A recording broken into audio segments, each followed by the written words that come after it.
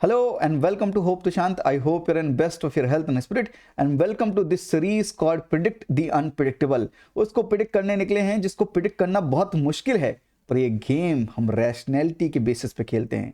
God is rational and rational is God. Rationality का हाथ पकड़ कर चलेंगे तो आप समझ पाएंगे ये चीज़ें ऐसे क्यों होती हैं। और उसी रैशनैलिटी के बल पर मैं आज आपको इस वीडियो में बताने वाला हूं कि एग्जामिनर के माइंडसेट के 3 पैटर्न क्या हैं जिसके बेसिस पर वो सवाल पूछता है।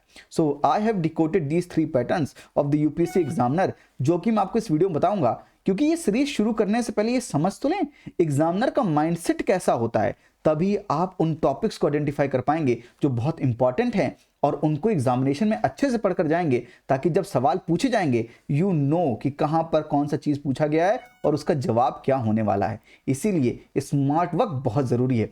पावर ऑफ स्मार्ट वर्क क्या होता है पहली वीडियो मैंने समझा दिया। अब से हम ये समझने की कोशिश करेंगे कि 2025 के लिए क्या क्या चीजें इंपॉर्टेंट हो सकती हैं और उसके लिए एग्जामिनर का माइंडसेट समझना बहुत जरूरी है। आइए यूपीएससी के एग्जामिनर के माइंडसेट को समझने के लिए यूपीएससी के ही बनाए गए हुए सवालों का रेफरेंस लेते हैं, यानी प्रीवियस ईयर क्वेश्चन पर चलते हैं। अगर देखेंगे आप 2015 में सवाल पूछा था कि बेसल 3 अकॉर्ड और simply Basel 3 often seen in the news in the context of, यानी बेसल 3 किसके बारे में। और अगर आपको पता होगा कि बेसल 1 1988 में आया था, बेसल 2 2004 में आया था और बेसल 3 2010 में आया था। और अगर 1988, 2004 और 2010 के रेफरेंस को देखें, किसी भी ईयर के रेफरेंस को देखें, तो अगर 2004 के रेफरेंस को पकड़े हम तो 2015 में 10 ईयर्स कंप्लीट हो गए थे। यानी यूपीएससी एग्जामिनर ये देखता जरूर है कि किसके कितने ईयर्स कंप्लीट हो गए हैं और उस कंप्लीशन के बेसिस पर पूछता है। लेकिन सवाल कैसा पूछा, दूसरी वेरी इंपॉर्टेंट जो चीज है, सवाल किस तरह से पूछा। लेयर नंबर 1 सिंपली ये पूछ रहे हैं कि बेसल 3 कहां पर सुना है, किस कॉन्टेक्स्ट में देखा है। अगर आप ऑप्शन देखेंगे तो बायोलॉजिकल डाइवर्सिटी, यहां पर लिखा है कि improves banking sectors ability to deal with the financial and economic stress and improve the risk management, reduce the green house gas emission, transfer of technology from developed countries to poor countries to enable them to replace the use of the chlorofluorocarbons in refrigerator with the harmless chemicals. I hope आपने ये सवाल पढ़ लिया। और basal 3 हमने किसके context में देखा है, बैंकिंग के कॉन्टेक्स्ट में देखा है। तो अगर इसका जवाब क्या होगा, improves banking sector ability to deal with the financial and economic stress. जवाब बताना नहीं चाहता हूं, मैं ये बताना चाहता हूं 2015 का इस सवाल का लॉजिक क्या था। लॉजिक ये था 10 ईयर्स कंप्लीट हो रहे थे बेसल 2 को, और पूछा कैसे। लेयर नंबर 1 ये बताइए बेसल 2 या बेसल 3 ये बेसल नॉर्म्स होते क्यों हैं, किसके कॉन्टेक्स्ट में, बैंकिंग के कॉन्टेक्स्ट में, ग्रीन हाउस गैस इमिशन के कॉन्टेक्स्ट में है, बायोलॉजिकल डाइवर्सिटी के कॉन्टेक्स्ट में, किसके कॉन्टेक्स्ट में। Got my point, first question. Second, फिर से अगेन बेसल के बारे में सवाल पूछा 2018 में, लेकिन इस बार इसने बेसल 1 का रेफरेंस लेकर, क्योंकि 2018 में 1988 से देखें तो 2018 में 30 इयर्स कंप्लीट हो रहे हैं बेसल 1 को। तो अगर 30 इयर्स बेसल 1 को कंप्लीट हो रहे हैं, इसीलिए 2018 में दोबारा सवाल पूछा बेसल 1 से। पर इस बार बेसल से सवाल कैसा पूछा, लेयर नंबर 2, क्योंकि बेसल 1 ये बोलता है कि बैंकिंग सिस्टम का हेल्थ अच्छा होना चाहिए, उसकी क्वालिटी अच्छी होनी चाहिए, और उसके लिए एक मिनिमम कैपिटल रिक्वायरमेंट होती है। यानी बैंक कितना टोटल रिस्क लेंगे उसके अकॉर्डिंग कुछ कैपिटल होने चाहिए, और उसी को हम कैपिटल एडिक्वेसी रेशियो बोलते हैं। तो यूपीएससी ने सवाल इस बार ये पूछा, ये नहीं पूछा बेसल किससे कनेक्टेड है, लेयर नंबर 2 ये पूछा कि बेसल में जो CAR है वो क्या है। Capital adequacy ratio is the amount that the banks have to maintain in the form of their own funds to offset any loss that the bank incur if the account holder fails to repay the dues and the CAR is decided by each individual bank. अगर CAR अगर सभी bank खुद ही decide करेंगे तो Basel norms की क्या जरूरत है। आई hope you got my point. तो सेकंड इनकरेक्ट है, पहला सही है। तो आंसर क्या होना चाहिए इसका, 1 ओनली। आप भी जवाब देंगे अगले सवाल का। जिस तरह से 2018 में उन्होंने सवाल पूछा बेसल 1 के 30 इयर्स कंप्लीट होने पे, ऐसे यूपीएससी ने अगेन सवाल 2024 में पूछा। कहां से, बेसल से पूछा। और 2024 में दोस्तों 20 इयर्स कंप्लीट हो रहे हैं बेसल 2 को, क्योंकि बेसल 2 आया था 2004 में और 20 इयर्स कंप्लीट होंगे तो 2024। इसीलिए यूपीएससी ने सवाल अगेन बेसल से पूछा। और बेसल का लेकिन कॉन्टेक्स्ट देखिए आप, with reference to the rules imposed by the Reserve Bank of India while treating the foreign banks, consider the following statement. There is no minimum capital requirement.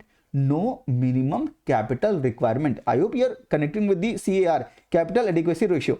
there is no minimum capital requirement for wholly owned banking subsidiary in India, and for wholly owned banking subsidiaries in India at least 50% of the board members should be Indian nationals. ये तो second हटा दीजिए, पहला आप देखिए, पहला किसके बारे में है? क्या इनको capital requirement, minimum capital requirement maintain नहीं करना है? बिल्कुल करना है। इस नो की वजह से ये ऑप्शन गलत होगा और ये सही है बिल्कुल। अगर कोई बैंकिंग सब्सिडरी होली ओन्ड है इंडिया में तो उसके एटलीस्ट 50% जो बोर्ड मेंबर्स होने चाहिए वो इंडियन नेशनल्स होने चाहिए। I hope they have asked about from the same level, और एक लेवल नीचे जाके वो सवाल पूछ रहे हैं, लेकिन इस बार वो चीजों को मर्ज करके सवाल पूछ रहे हैं। पर सवाल का बेसिस क्या है? कैपिटल एडिक्वेसी रेशियो, और वो तो होगा ही होगा, विच मीन्स पहला गलत होगा और दूसरा सही है। तो इसका आंसर क्या होना चाहिए? इसका आंसर 2 ओनली होना चाहिए। 2024 का रैशनल क्या था? रैशनल था 20 ईयर्स कंप्लीट हो रहे हैं बेसल 2 को, यानी बेसल नॉर्म से देखिए 2004, यानी 2004 में भी आया था, 1988 का बेसल 1, 2004 का बेसल 2 एंड 2010 का बेसल 3, और उसके कॉन्टेक्स्ट में 2015 में सवाल पूछा, 2018 में सवाल पूछा, 2024 में सवाल पूछा। I hope you getting the rationale कि UPSC 5 year completion, 10 year completion, 20 year completion, 25 year, 30 year, 50 year, 70 year, 90 year, 100 year, इस कॉन्टेक्स्ट में सवाल बिल्ड करके पूछता है और लेयर इंक्रीज करके पूछता है। यानी अगली बार सवाल पूछेगा ये तो सेम लेयर से पूछेगा, ये नेक्स्ट लेयर से पूछेगा। इसको हम बोलते हैं मल्टी लेयर अप्रोच। पहली चीज समझ गए, रैशनल समझ गए। ये जो 3 सवाल मैंने कॉन्टेक्स्ट बिल्ड करके आपको समझाया, आई होप यू अंडरस्टूड तो लिखिए कमेंट बॉक्स में कि यस सर ये कॉन्टेक्स्ट मुझे समझ में आ गया, तब मैं आगे प्रोसीड करता हूं। आइए दूसरी चीज मैं आपको समझाता हूं, करंट अफेयर का कॉन्टेक्स्ट से क्या यूपीएससी सवाल पूछता है। एमसीएलआर 2016 में आया था एंड 2016 में ही यूपीएससी के प्री एग्जामिनेशन में एमसीएलआर के बारे में पूछ लिया। यानी करंट अफेयर में जो चीजें होती हैं उनको या तो डायरेक्टली पूछता है या तो उनका बैकवर्ड लिंकेज खींच के पूछता है। तो what is are the purposes of the marginal cost based fund based lending rate announced by the RBI. I hope you getting my point. MCLR 2016 में आया था और 2016 में ही सवाल पूछ लिया। These guidelines helps improve the transparency in the methodology followed by the banks for determining the interest rate on the advances। Loan देने के लिए कितना लेंडिंग रेट होना चाहिए, उस किस मेथड से आप लेंडिंग रेट डिसाइड करते हैं, उसमें एक ट्रांसपेरेंसी होने के लिए एमसीएलआर आया था। और 2019 में एक्सटर्नल बेंचमार्क आया है दोस्तों। 2019 में आया था एक्सटर्नल बेंचमार्क, और एक्सटर्नल बेंचमार्क से सवाल पूछा नहीं है। 2024 में 5 साल कंप्लीट हो रहे हैं एक्सटर्नल बेंचमार्क को, 2025 के एग्जामिनेशन में पूछा जा सकता है। आई होप मैं जो आपको कॉन्टेक्स्ट समझाने की कोशिश कर रहा हूं, कैसे हम 2-3 चीजों को मर्ज करके आप समझ रहे हैं या नहीं समझ रहे, 2-3 चीजों को मर्ज करके यूपीएससी सवाल पूछता है। आई होप पहला आपने क्या समझा था? पहला ये समझा था कि रैशनल 5 साल, 10 साल, 15 साल, 20 साल कंप्लीट होते हैं तो यूपीएससी सवाल पूछता है। उसी चीज को हमने यहां पर अप्लाई कर दिया। करंट अफेयर के कॉन्टेक्स्ट में उसने अभी तक एमसीएलआर पूछा है, एमसीएलआर के बारे में पूछा है, लेकिन एमसीएलआर से एक स्टेप आगे जाके ट्रांसपेरेंसी को मेंटेन करने के लिए, मॉनेटरी पॉलिसी का बेहतर ट्रांसमिशन हो सके, उसके लिए 2019 में एक सिस्टम लाया गया था जिसका नाम था एक्सटर्नल बेंचमार्क सिस्टम। और एक्सटर्नल बेंचमार्क सिस्टम को 5 इयर्स कंप्लीट हो रहे हैं 2024 में, तो 2025 एग्जामिनेशन में एक्सटर्नल बेंचमार्क क्या होता है उससे सवाल पूछा जा सकता है, क्योंकि वो लॉन्ग पेंडिंग सवाल है जो अभी तक पूछा नहीं गया और वो पूछे जाने के चांसेस ज्यादा है। आई होप ये प्रिडिक्शन हमने कैसे किया, करंट अफेयर का कॉन्टेक्स्ट से सवाल पूछ रहे थे और 5 ईयर, 10 ईयर, 20 ईयर के कॉन्टेक्स्ट सवाल पूछ रहे थे, मैंने मर्ज करके इस चीज को एनालाइज किया और 2019 में नहीं पूछा तो 2024 तक 5 साल हो गए हैं तो 2025 में पूछे जाने के चांसेस हैं। ये सवाल क्या था एमसीएलआर के बारे में? These guidelines help ensure availability of the bank's credit at the interest rate which are fair to borrowers as well as to the banks। इसका आंसर क्या होगा मुझे कमेंट बॉक्स में बताइएगा। ये दोनों ही स्टेटमेंट एमसीएलआर के कॉन्टेक्स्ट में एकदम सही स्टेटमेंट है। आई होप कि आपने इसका आंसर सी दिया है। तो एमसीएलआर न्यूज में था इसलिए सवाल पूछा गया। सेकंड, यूपीएससी ने सवाल अर्बन कोऑपरेटिव बैंक्स के ऊपर क्यों पूछा 2021 में? करंट अफेयर का कॉन्टेक्स्ट ये था कि उसी समय पर सिंगल स्टेट, मल्टी स्टेट जो अर्बन कोऑपरेटिव बैंक्स थे उनका रेगुलेटर आरबीआई को बना दिया गया था।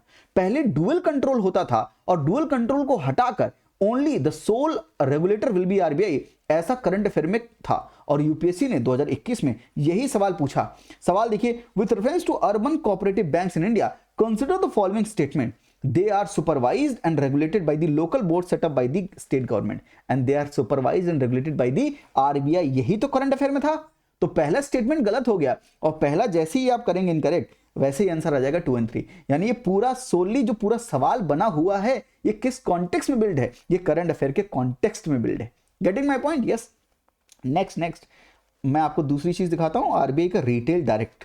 यूपीएससी के सवाल अगर 2021 का सवाल देखेंगे, उसने रिटेल डायरेक्ट स्कीम के बारे में पूछ लिया। ऐसा क्यों पूछा होगा? क्योंकि करंट अफेयर के कॉन्टेक्स्ट में आरबीआई ने रिटेल डायरेक्ट स्कीम लॉन्च की थी और उस कॉन्टेक्स्ट में यूपीएससी ने सवाल पूछा, retail investors through demat can invest in the treasury bills and the government of India debt bond in the primary market. क्या रिटेल इन्वेस्टर ये काम कर सकते हैं? और रिटेल डायरेक्ट स्कीम क्या थी, इसी के बारे में थी। The negotiated dealing system order matching is a government securities trading platform of the Reserve Bank of India and the central depository service limited is jointly promoted by the RBI and the Bombay stock exchange. मुझे इसका जवाब 2021 के इस सवाल का जवाब comment box में दीजिएगा। जब तक आपका पार्टिसिपेशन है तब तक ये सीरीज जिंदा है, ये सीरीज चलती रहेगी 2025 के लिए और आपको बहुत ज्यादा चीजें इनसे पता चलेंगी जो एग्जामिनेशन में आपको बहुत मदद करेगी। इसका आंसर मुझे दीजिएगा। लेकिन कॉन्टेक्स्ट क्या है, ये पूछा क्यों गया था? क्योंकि आरबीआई की रिटेल डायरेक्ट स्कीम उस समय लॉन्च हुई थी और उस करंट अफेयर के कॉन्टेक्स्ट के हिसाब से 2021 में क्या पूछा गया, रिटेल इन्वेस्टर्स के बारे में पूछा गया कि क्या वो गवर्नमेंट ऑफ इंडिया के जो ट्रेजरी बिल्स होते हैं, क्या जो डेट बॉन्ड्स होते हैं, क्या उनमें इन्वेस्ट कर सकते हैं या नहीं कर सकते directly in a primary market.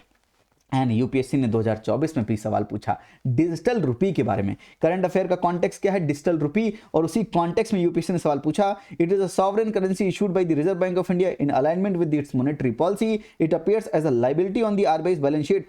RBI कुछ भी इशू करेगा रुपया, वो उसकी लायबिलिटी ही बनने वाला है। Yes, it is insured against inflation bye it's very design. कोई भी रुपया हो, कोई भी करेंसी हो, उसमें इन्फ्लेशन एडजस्ट नहीं हो पाता है, वो इन्फ्लेशन से आपको बचा नहीं सकता है। अगर इन्फ्लेशन बढ़ेगा तो उसकी वैल्यू कम होगी, उसकी परचेजिंग पावर कम होनी ही होनी है। यानी तीसरा गलत स्टेटमेंट है। And it is freely convertible against the commercial bank money and cash. जाहिर सी बात है, इसको कन्वर्ट नहीं कर पाएंगे तो प्रॉब्लम होगी, फिर वो प्रॉब्लम की वजह से कोई लेगा नहीं, इसलिए ये प्रॉब्लम होने नहीं देना है तो आपको कन्वर्टेबिलिटी रखनी है। यानी तीसरा स्टेटमेंट एकदम गलत है और इसका आंसर क्या होना चाहिए, 1 2 4 इसका आंसर होना चाहिए। आंसर ठीक है, लेकिन डिजिटल रुपी के बारे में सवाल क्यों पूछा? करंट अफेयर का कॉन्टेक्स्ट था।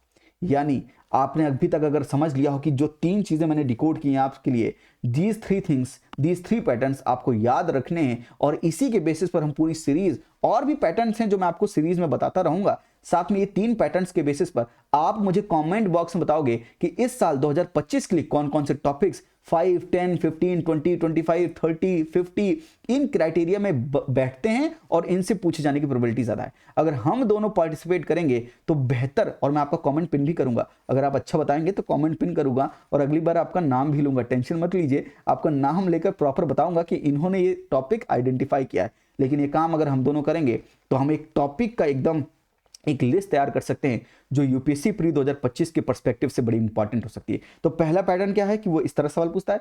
दूसरा पैटर्न क्या है, करंट अफेयर के कॉन्टेक्स्ट में बहुत इंपॉर्टेंट चीजें जो होती हैं उनको पूछता है। और थर्ड पैटर्न क्या है, multi layer approach of UPSC. Multi layer approach के ऊपर मैं और भी बातें करूंगा आगे आने वाले वीडियोस में, लेकिन मल्टी लेयर अप्रोच का मतलब यह है कि अगर पहली लेयर पूछ लिया है, दूसरी लेयर पूछ लिया है, तो अब तीसरी लेयर पूछेगा, चौथी लेयर पूछेगा। यूपीएससी लेयर वाइज चलता है, यानी आपकी तैयारी कैसे होनी चाहिए, जिससे अभी तक कुछ भी नहीं पूछा उसकी पहली लेयर पूछेगा, जिससे अभी तक बहुत कुछ पूछ चुका है उसकी डीप लेयर पूछेगा।